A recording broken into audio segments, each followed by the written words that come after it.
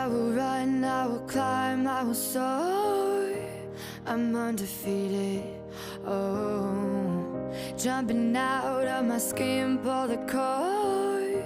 Yeah, I believe it, oh. The past is everything we were. Don't make us who we are. So I'll dream until I make it real, and all I see is stars. It's not until you fall that you fly. When your dreams come alive, you're unstoppable.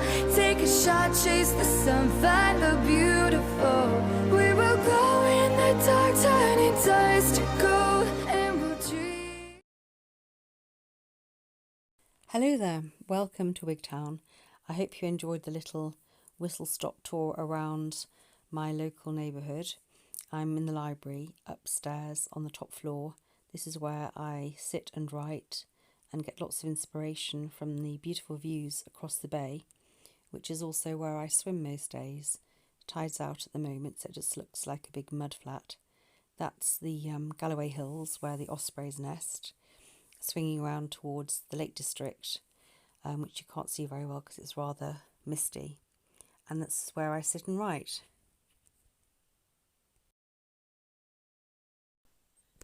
This is me now in front of the camera, and forgive me, the original soundtrack didn't work very well, so I'm doing a voiceover. I'm sitting now behind my desk, and you can see an osprey nest behind, which is a camera linked to one of the nests in the forest, and a poster about ospreys and how they find their way back home, which resonated with me, and I found it quite an interesting parallel, that they're drawn along magnetic lines and through storms and all sorts of travails to get to the place where they belong. And maybe that's part of what this memoir is about, finding your place. We've all got tales to tell. Lots of us have been ill. Pain alone said nothing great. There's more to this book than that. It's about recovery and survival and arriving in a different community, a community which embraced me and helped me get better. And fundamentally it's about hope and giving inspiration and hope to other people. And I know it does that from the posts I've published on Instagram, where people have told me how much it means to them, sharing my story with them. This is me outside Devagilla, named after a Scottish noblewoman and bought on a whim. You'd be amazed at the number of people in Wigtown who tell me they were born in this cottage. This is me at the Stone Circle, just up the lane from the cottage. I come here quite a lot. It intrigues me, 5,000 years of history, all those different people wandering through this space, built to celebrate the winter solstice, and it was the first place I've ever heard silence.